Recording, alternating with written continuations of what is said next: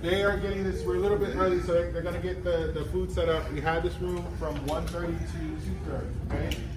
So we'll have food, there's sandwiches, there's salad, there's, different kinds of breads and stuff, so you'll see it when it comes out. At 2:30, that's when the bowling opens up. We'll have like lanes 9 through 15. Our hostesses are Jackie, Isabella, and Sierra. So any questions you need, you can reach them. But they said we'll be on the back for lanes 9 through 15.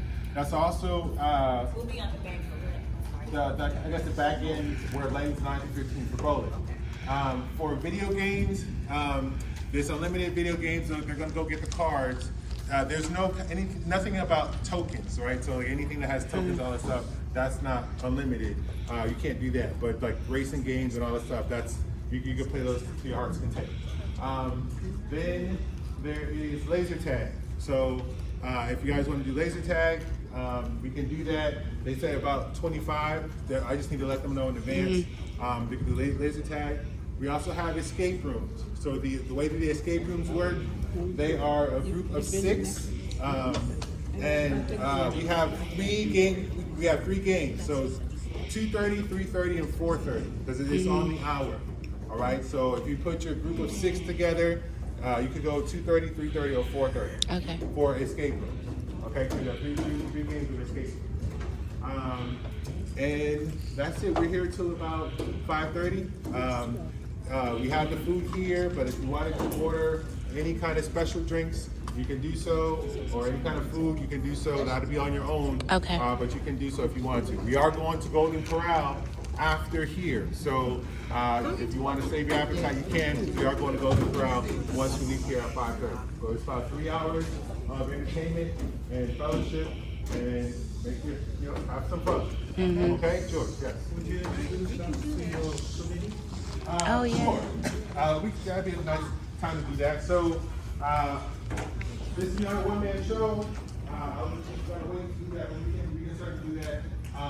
My committee members, if you can please stand. We have Mike, we have Janice, we have Karen, we have Stephanie,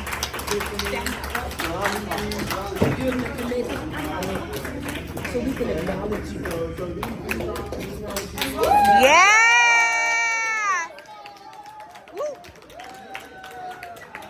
Come on, committee members! Come on, committee members! That made it happen. Thank you all so much because we met constantly, making sure that everything was smooth.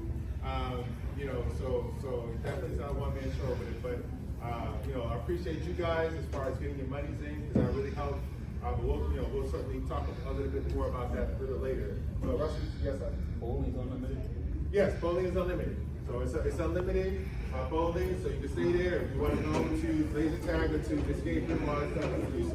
Okay? For the kids. Yes, George. Okay, listen up, and listen up very carefully. If you are on the age group of 15 to 20 years old, this continuation of this family reunion is going to rest with you.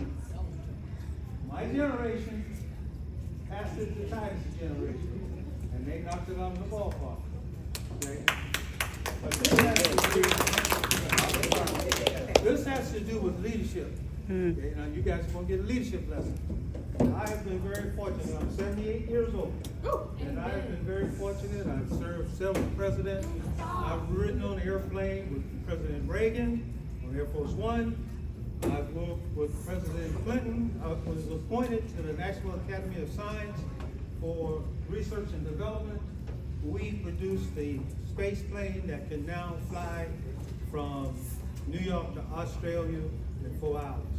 If you don't know how phenomenal that is, when you get on that airplane one day, you'll see. Okay? The main point is that when we learn something, we need to pass it on to the generations behind us. So I've had the opportunity to do some phenomenal things that you will probably read about when I'm dead and gone.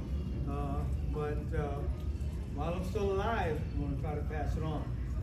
One of the things that happened at the museum that we were just at, that you don't know about is that we found out that your great-great-great-grandfather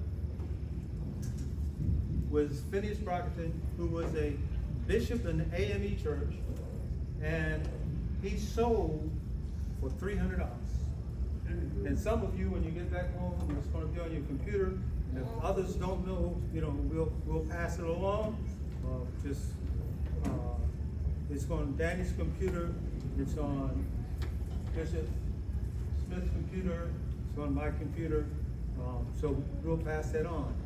Also, on that same river, your grandfather was a stevedore boss.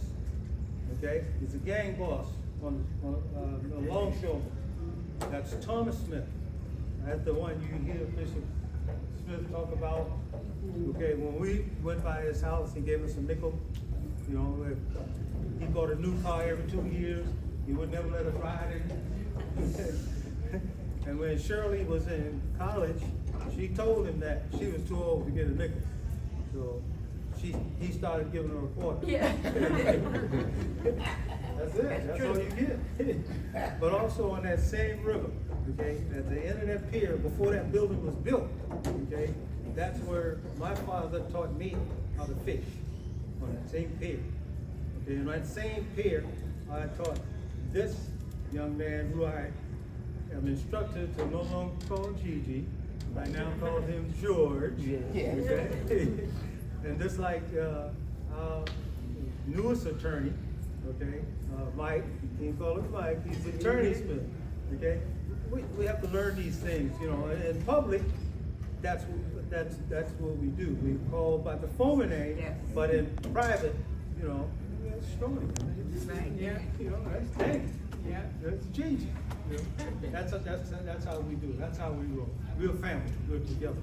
Okay. On that same river, my grandfather, because I was one of the oldest, he allowed me to work as a stevedore on Saturday and Sunday. On Saturday and Sunday, I made more money than my mother and father combined in an entire week.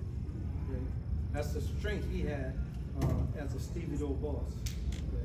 So they moved you see, in you guys' generation, now you hear about AI. Well, AI moved the entire shipping operations from where they built the new museum downriver to Waldorf, okay? And it's all automated now. You see these big ships with all these hundreds and hundreds of containers. Well, they can move all of that container freight off of that ship in less than 4 hours.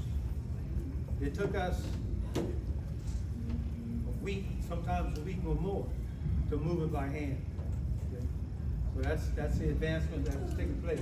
So I just wanted to share that with you to let you know, you got family. Okay? Mm-hmm. And then the great-great-great-grandfather, which is we're talking about the 1800s, okay, before Reconstruction, Trump can't get us to leave here.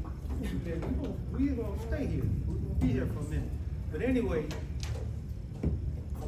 the law in the United States was that they wanted to try, just like now, to get rid of all of the black people who were in power.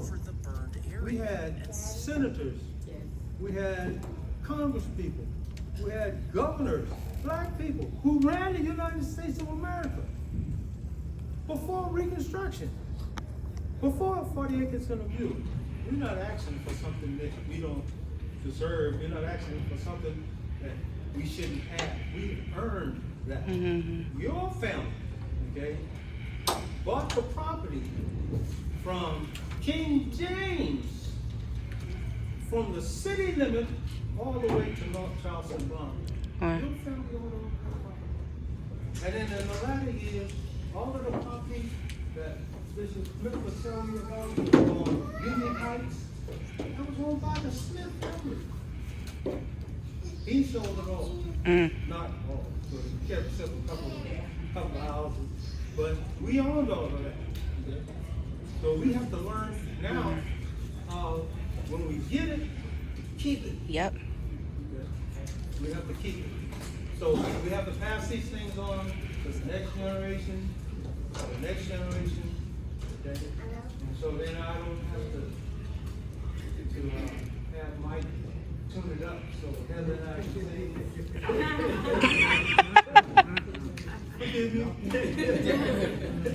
But that's who we are, and we are learning more and more about ourselves. We learned some things in the computer as we were standing around the computer. That was phenomenal. And as we go along the week, I'll try to keep you abreast on how Charleston, South Carolina, and what Charleston, South Carolina means to you as a family. Yeah. What it means to Smith Burn. All right. Yeah.